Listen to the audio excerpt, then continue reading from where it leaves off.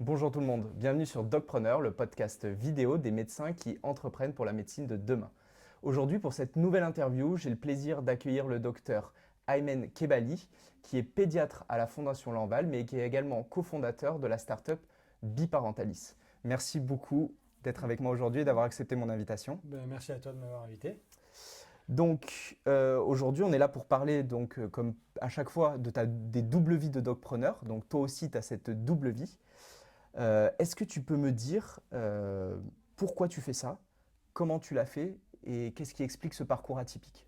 D'accord. Alors, si je vais répondre à pourquoi je l'ai fait, tout simplement parce que ça m'intéresse. Vraiment, personnellement, c'est très intéressant. Et en plus, au-delà de l'intérêt personnel que j'y trouve, il y a une vraie problématique à laquelle j'ai été confronté et qui m'a en fait mis le pied à l'étrier. C'est venu me chercher en fait.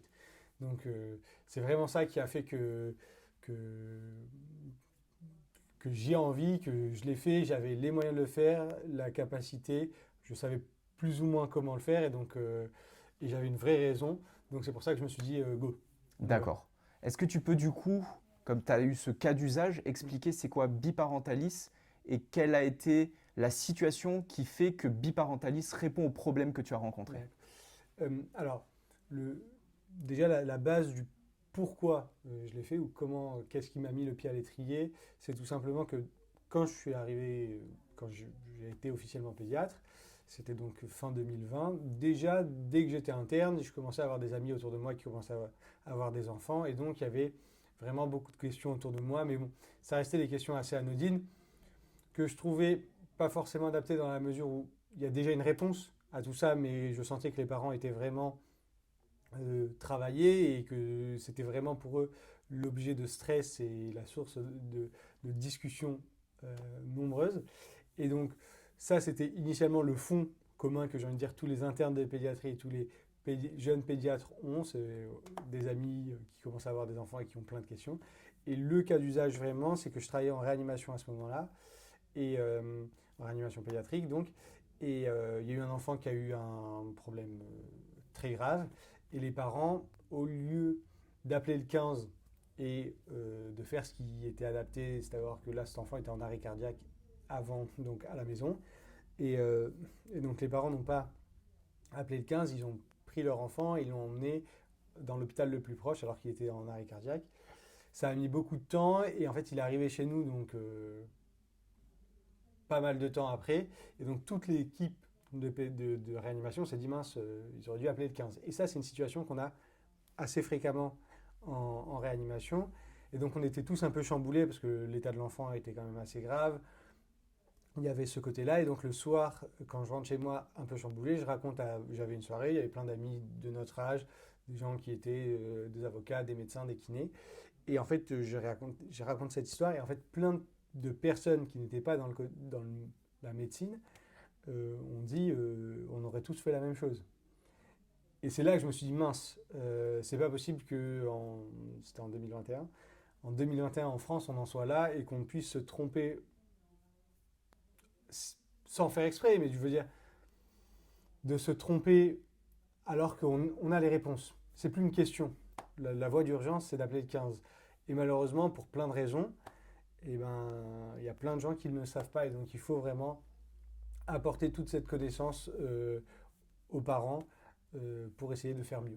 D'accord, donc c'est comme ça qu'est né Biparentalis. Exactement. Et du coup, finalement, le produit qui a en découlé, est-ce que tu peux nous expliquer en quelques mots qu'est-ce que Oui. c'est exactement?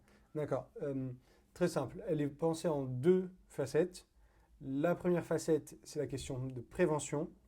C'est l'alimentation, le sommeil, tout ça. Toutes ces questions qui sont pour les parents une source de stress, on a une réponse. Donc ça, c'est le côté prévention. On l'utilise quand on a le temps de lire et quand on veut s'informer. Et il y a l'autre côté, où c'est le côté action. C'est quand vous avez un symptôme, comment on doit réagir par rapport à ce symptôme. Est-ce qu'on doit appeler le 15? Est-ce qu'on doit aller aux urgences? Ou est-ce qu'on doit juste surveiller à la maison? Et là, donc, vous rentrez ce symptôme, on vous dit quels sont les autres symptômes à surveiller et on vous dit quelle est la bonne marche à suivre. Ça marche comment? Est-ce que ça marche avec un site web, avec une application? Est-ce qu'on est connecté direct à un docteur qui nous donne l'information? Est-ce que c'est la tech, c'est-à-dire une intelligence artificielle ou un algorithme qui nous donne les réponses? Comment ça marche exactement? Alors oui, tu as raison, c'est vrai que je n'ai pas dit ça, mais c'est une application mobile. C'est une application mobile parce qu'on voulait quelque chose qui soit vraiment au plus proche des parents. Et donc, tout le contenu est rédigé, tout le contenu médical est rédigé par moi-même, qui est ensuite vérifié par notre conseil scientifique, je pense qu'on en discutera tout à l'heure. Et pour ça, c'est pour le contenu prévention. Et pour tout le contenu action, ce n'est pas de l'intelligence artificielle, c'est nous qui avons créé un algorithme en disant, bah voilà, vous avez tel symptôme, quels sont les autres symptômes à surveiller, et en fonction, qu'est-ce qu'on fait. Non, pour l'instant, on n'est pas du tout on n'a pas envie d'y aller, on n'a pas envie d'aller sur l'intelligence artificielle tout de suite. Comme il n'y a pas d'intelligence artificielle, comment tu t'assures que les informations qui sont fournies par Biparentalis sont toujours pertinentes et à jour, puisque la médecine évolue de façon constante et très rapide? Comment tu fais pour être toujours à jour des dernières recommandations et que l'application donne toujours la bonne information aux parents? D'accord, c'est l'essentiel de mon travail, à vrai dire, dans Biparentalis, c'est d'être à jour des recommandations, de suivre et de à chaque fois adapter le contenu et avec le conseil scientifique qu'on a, bah, à chaque fois de mettre à jour ce contenu et d'être au plus près. Biparentalis, ça existe depuis 2 ans, c'est ça? Alors, objectivement, c'est sorti, la première version, elle est sortie en décembre 2021. Et donc, ça fait un peu moins de D'accord. temps. Donc, vous avez déjà eu quand même quelques milliers d'utilisateurs. Mmh. Est-ce que sur ces milliers d'utilisateurs, tu as une expérience à partager qui a eu un impact sur la vie d'un parent ou d'un enfant? Un témoignage en retour? Est-ce que tu as eu quelque chose qui t'a marqué? Alors oui, c'est surtout au-delà du côté prévention, où les gens nous disent vraiment, oui, je ne savais pas, merci, ça m'a évité de trop chercher ou quoi que ce soit. C'est vraiment le côté action, où oui, il y a eu plusieurs fois des gens qui nous ont dit, très bien, merci beaucoup, je serais pas allé aux urgences ou quoi que ce soit. Et en fait, ça a permis d'aller plus vite dans le diagnostic. Souvent, ça on l'a pas eu souvent et heureusement j'ai envie de dire, mais souvent c'est les gens le témoignage le plus fréquent qu'on a, c'est si j'avais pas eu ça, je me serais trimballé aux urgences tout de suite parce que j'étais vraiment très très très inquiet, mais en fait vous avez réussi à me rassurer, à me guider et j'ai pu rester pas forcément chez moi, mais au moins j'ai pu enlever ce stress. Aujourd'hui, il y a beaucoup d'informations. Je pense que les parents, ils sont noyés d'informations. Est-ce que Biparentalis apporte aux parents une ressource autre que celle qu'ils auraient pu trouver directement sur Internet? Alors, c'est toujours difficile, mais oui. La réponse est oui, parce qu'en vrai, les parents, ils tombent et ils cherchent, et en fait, c'est jamais les sites des sociétés savantes de pédiatrie ou les meilleurs sites de pédiatres qui tombent en premier. Donc, oui. Alors, on peut toujours trouver, en cherchant beaucoup et de manière détournée, mais en tout cas, la source qui est apportée est une source, c'est la meilleure source que les gens pourraient avoir. D'accord.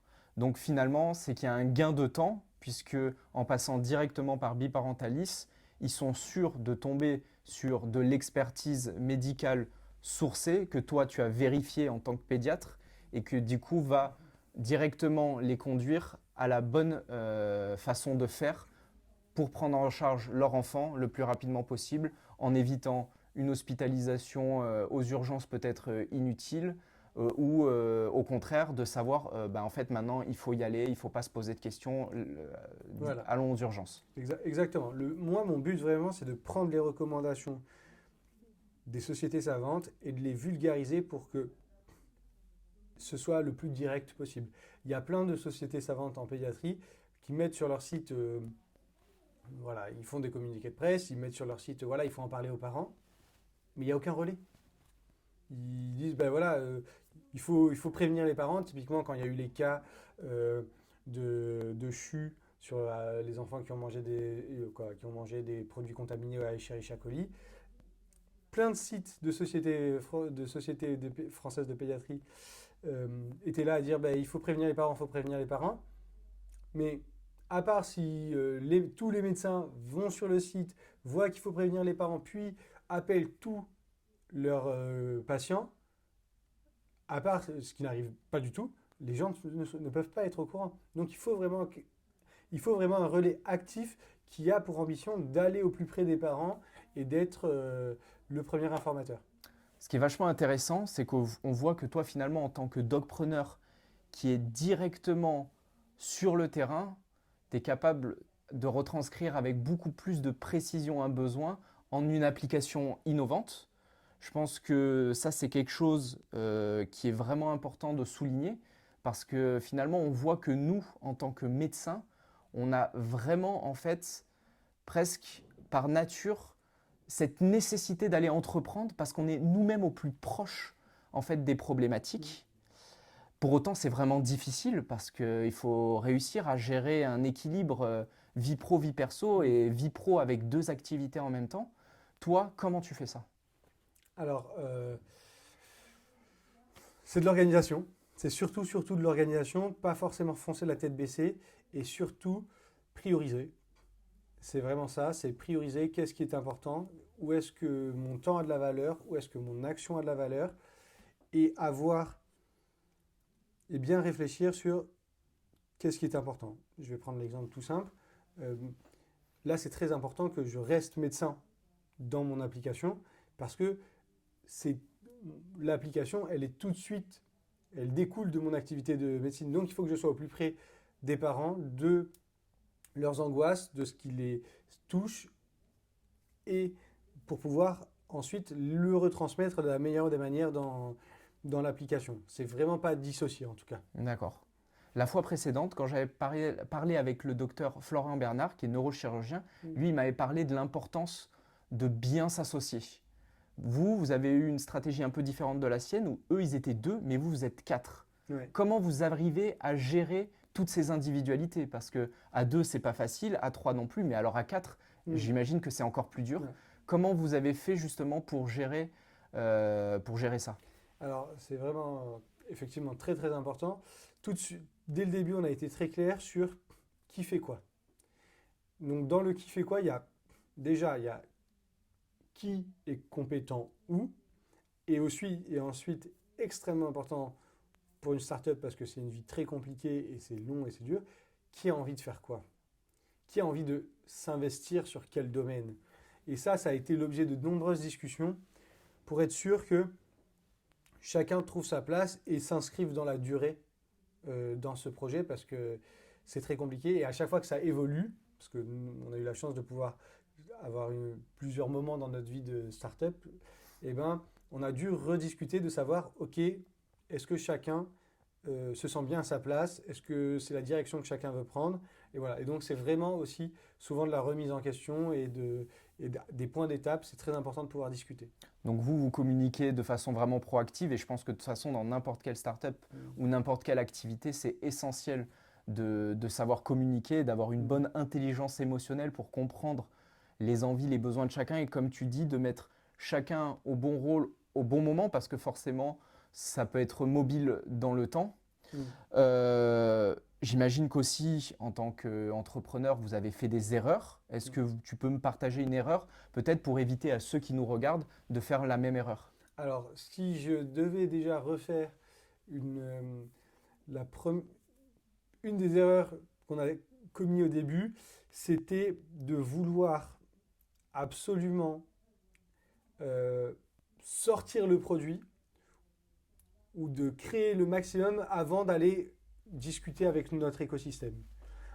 En vrai, je pense que si on avait, là on est au totem de la French Tech à Nice, je pense que si on était sorti de notre garage, j'ai envie de dire, un peu avant, en allant voir les gens de cet écosystème et tout ça, en disant, voilà, on a une idée, on est en train de travailler dessus, quelles sont les erreurs à ne pas faire et comment vous pouvez nous orienter, on aurait eu plus d'aide, parce qu'on a loupé plein d'aides, que ce soit financière ou pragmatique, j'ai envie de dire, ou d'organisation, parce qu'on n'avait pas forcément tous le côté entrepreneurial, on n'avait pas tous les codes et tout ça.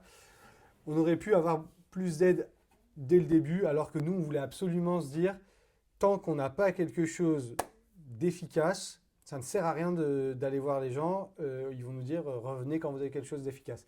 Alors que non, il fallait parler avec les gens. ça nous a pas empêché de continuer, mais c'est vraiment un truc en plus d'aller parler avec les gens, voilà, d'avoir leur retour, d'avoir leur expérience, et ça nous aurait évité beaucoup de réflexions, j'ai envie de dire. Et ça Je nous suis aurait fait d'accord, avancer. il faut absolument pas rester dans son coin, surtout qu'on a la chance, c'est qu'on est en France. Et en Mhm. France, au démarrage, il y a énormément d'aide. Donc, Mhm. faut pas hésiter à aller se faire aider, à aller demander de l'aide, Ouais. à aller se mettre en relation avec la BPI, avec le réseau Initiative, le réseau Entreprendre, avec la French Tech de sa Mhm. région, d'aller voir la métropole dans laquelle on exerce, justement parce qu'il y a énormément d'aides, que tout est très dilué Mhm. et qu'en fait, au début, je suis assez d'accord, on travaille pour pas mal d'entre nous quand c'est pas un peu en sous-marin. Alors, est-ce que c'est la peur de se faire voler son idée? Est-ce que Mhm. c'est la peur de ne pas faire assez bien tout de suite et du coup de se dire Mhm. ben, on va se prendre un mur alors qu'en fait, pas du tout. En fait, la France a cette chance-là, c'est que il y a énormément d'aides au démarrage des entreprises et que on le sait pas forcément, mais effectivement, il faut pas hésiter à aller chercher de l'aide. Il n'y a aucun Mhm. mal à se faire aider. Et Ah non, au je pense contraire. qu'effectivement, je pense que nous-mêmes, au début aussi, on a fait un peu la même chose. On est resté un peu trop dans notre coin, alors qu'en fait, il faut profiter de tout l'écosystème startup qui est en plein boom en France. Il y a aussi énormément d'incubateurs avec des thématiques extrêmement différentes. Donc, il y en a pour, on va dire, tous les goûts. Qu'importe votre projet, on peut vraiment trouver Mhm. l'aide qu'il nous faut justement pour se lancer. Donc ça, c'est super important. Il y a aussi une autre galère qu'on a tous en tant qu'entrepreneurs, je pense, c'est les Mhm. financements. Ouais. Ça, faut pas se mentir, c'est quand même dur. Alors effectivement, il y a toutes ces aides, mais c'est justement parce qu'il y a toutes ces aides qu'il ne faut pas rester seul et qu'il faut aller demander de l'information parce qu'il y a un peu, pour moi, une ligne rouge à suivre quand on est un jeune entrepreneur. Et en fait, les aides se succèdent les unes après les autres. Et si on ne connaît pas le système, Mhm. si on ne suit pas la ligne rouge, effectivement, on risque de faire, comme tu l'as dit, des erreurs de parcours et de manquer certaines aides qui, en fait, s'arrêtent à un Mhm. certain moment À franchir. en fonction de l'ancienneté de la société, en fonction du chiffre d'affaires ou en fonction du nombre de Mhm. collaborateurs dans la société ou d'autres facteurs. Et ça, c'est dommage. Mhm. Donc, je suis assez d'accord, il faut vraiment se faire entourer. Du coup, il y a plein d'autres médecins qui vont nous regarder, peut-être des étudiants, des Mhm. internes. Euh, quand est-ce qu'on se lance dans l'entrepreneuriat quand on est un médecin? Quand est-ce qu'on se lance en fait dans le docprenariat? Alors moi, je dirais que dès que vous le ressentez, moi je dirais vraiment, c'est dès qu'on le ressent. Disons que moi, c'est arrivé juste après ma thèse, que ça m'est popé comme ça. Mais je pense que c'est parce que aussi, j'étais à une période un peu plus ouverte. Disons que juste avant, bah, j'étais focus, ma thèse, la thèse, la thèse, il fallait avancer, j'étais en train de me former et tout ça. Même si, disons, euh, même si, j'étais en train de me former en tant qu'interne, je me sentais pas forcément légitime. Parce que je suis en interne, qu'est-ce que je vais révolutionner la pédiatrie voilà, qu'est-ce que j'ai mon mot à dire. D'abord, apprends ce que tu as à apprendre, sois déjà un bon médecin et après tu tentes. Et peut-être que juste après la thèse, quand je commençais à avoir la tête qui redescend et que j'ai eu ce côté-là ou cette histoire qui m'a vraiment mis le pied à porte en me disant mince, qu'est-ce qui se passe? Je me suis senti un peu plus légitime parce que je voyais qu'il n'y avait aucune autre solution. Euh, mais si j'avais un conseil à dire à des jeunes médecins ou des médecins en devenir, dès que vous le sentez, dès que vous le Ouais. sentez, gardez l'esprit ouvert, gardez l'esprit. euh, voilà, soyez ouverts au monde et essayez de vous dire comment on peut faire mieux parce que c'est totalement quelque chose qu'on apprend dans nos études. Moi, j'ai été formé, je me revois tous mes chefs en disant, ok, tu vois cet ordo, comment tu peux faire mieux, quel médicament tu peux enlever, comment on avance chaque jour sur le patient, comment on avance, comment on essaye d'améliorer pour pas rester dans ce statu quo. Et donc, c'est la même chose en général. Je suis assez d'accord avec toi. Je pense que la bonne période, en fait, c'est l'internat. Mais pendant l'internat, on a un peu syndrome de l'imposteur. Ah ouais, totalement. Parce qu'on est à la fois des vrais docteurs dans ce qu'on fait sans avoir le diplôme du docteur. Donc, on est un peu, désolé de l'expression, le cul entre deux chaises. Et du coup, on a du mal à s'affirmer. Pourtant, on est en plein devant les problématiques. Et c'est effectivement à ce moment-là que souvent la bonne idée, elle va popper dans notre tête.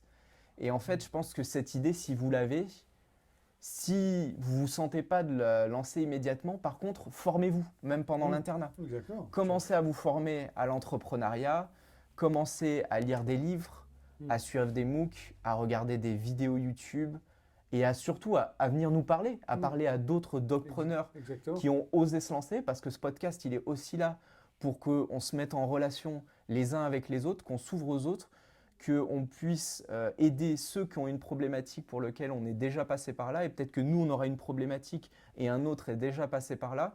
Et c'est pour ça que c'est important qu'il y ait vraiment qu'on se connecte, qu'on n'hésite pas, en fait, qu'on partage, parce qu'ensemble, en fait, on va aller beaucoup plus loin. Et moi, c'est vraiment ça que j'ai envie de montrer à travers ce podcast, c'est que nous, les médecins, on a une valeur entrepreneuriale qui est sous-estimée, en fait.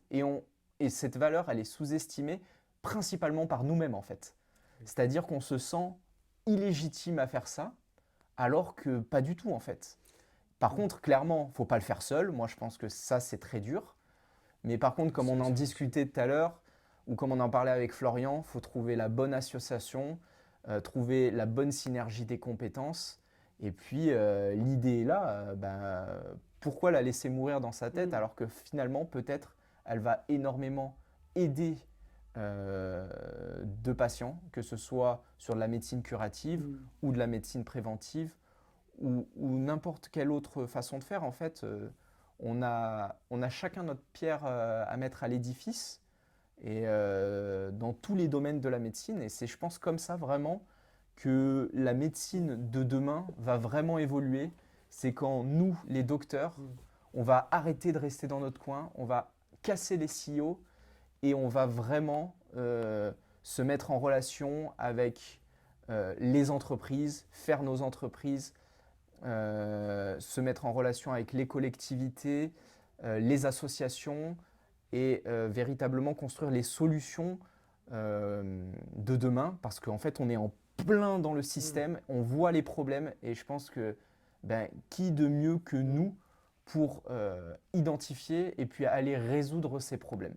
Mais certes, on est d'accord, comme on en revient tout à l'heure, c'est pas facile d'un point de vue gestion du temps. Tu as dit, il faut de l'organisation et je suis tout à fait d'accord avec toi. Et puis ça s'apprend.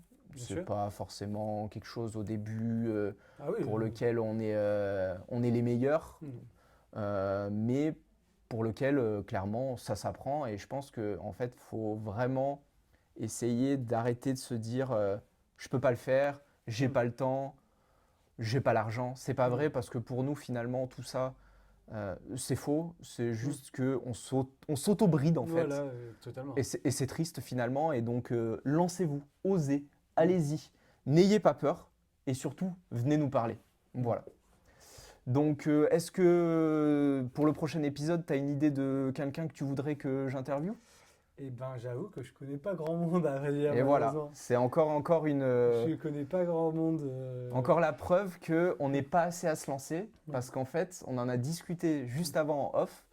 Et moi, avant d'être médecin entrepreneur, avant d'être docpreneur, je connaissais aucun autre docpreneur. Toi-même, tu m'as dit avant de me lancer et de te connaître, je connaissais aucun docpreneur. Donc là, je pense que tout est dit. Il y en a des. Il y en a, mais on est encore trop peu. Ouais. Donc il faut y aller. N'hésitez pas. Rentrez en contact avec nous, venez vous expliquer vos idées, on vous explique les nôtres, on vient vous aider, on vient se mettre en relation avec vous et puis je pense que tous ensemble on sera plus forts. Ouais, exactement. Allez, merci beaucoup. De rien. Au revoir tout le monde. Allez, merci, au revoir.